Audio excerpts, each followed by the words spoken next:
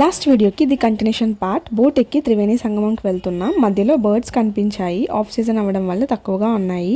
ఇదిగోండి, ఇది కనిపిస్తున్న ప్లేస్ త్రివేణి సంగమం. అక్కడ చూసారా 2 బోట్స్ అలా ఉన్నాయి. ఆ మధ్యలో ఒక చెక్క కట్టి వాటర్లో అయితే ఉంచుతారు. దాని మీదే నుంచుని స్నానం అయితే చేసేయాలి.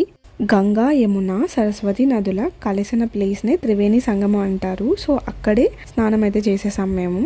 అది అయిపోయిన తర్వాత తెచ్చిన క్యాన్స్కి వాటర్ పట్టేసుకొని ఇప్పుడు రిటర్న్ ఒడ్డుకైతే వచ్చేస్తున్నాం బోట్లో. నెక్స్ట్ బడే హనుమాన్ టెంపుల్కి అయితే వెళ్ళాము. హనుమంతుడు ఇక్కడ పడుకుని ఉంటాడు. సో అది మీరు వీడియోలో చూసేయండి. నెక్స్ట్ అష్టాదశ శక్తిపీఠాల్లో ఒక్కటైన మాధవేశ్వరి టెంపుల్కి అయితే వెళ్ళాము. సతీదేవి యొక్క రైట్ పామ్ పడిందంట. ఇక్కడ అమ్మవారికి స్పెసిఫిక్గా రూపం ఏమీ ఉండదు, జస్ట్ ఒక ఉయ్యాలలాగా ఉంటారు.